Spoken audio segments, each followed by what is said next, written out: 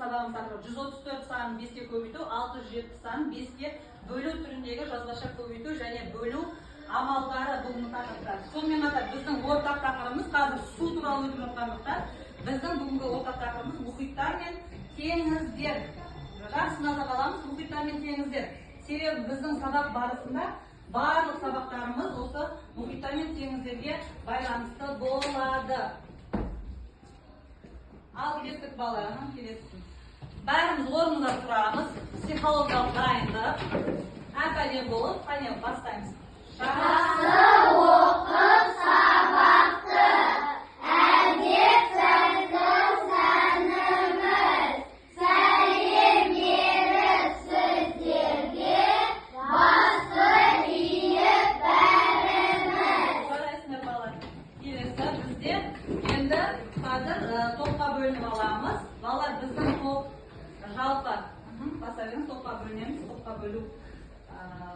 Біз жалпы біздің бүгінгі тобымыз атауларын қойып қойдық. Жасыл түс мұхиттар тобы, қызыл түс теңіздер тобы, көк түс өзендер тобы. Соған арнап біз мына жерде әртүрлі түстегі координаттар белгілеп қойдық. Қандай түс аласыздар, сол қызыл түс алғандар қызыл түспен жазылған топтарға барып жайғасыздар. Ал келе алды бірінші мына топ келіңдер. Тез келіп алыңдар. Қай түс алғылары келіп сол аласыңдар. Тез отырамыз. Тез боламыз. Өз топтарға қазір екінші топ келіңдер.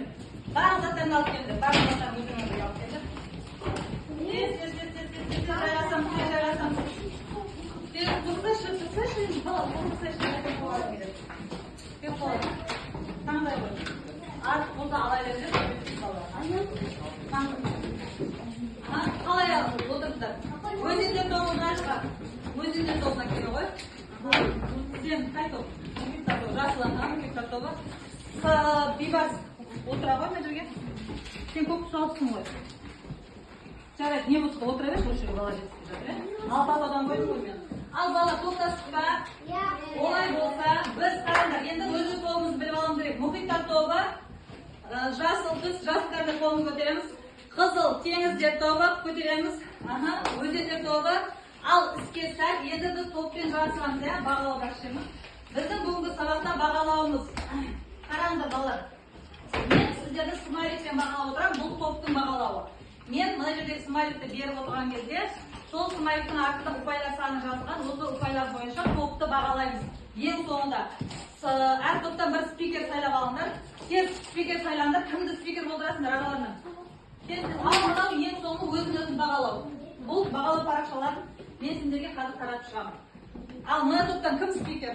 Кім топқа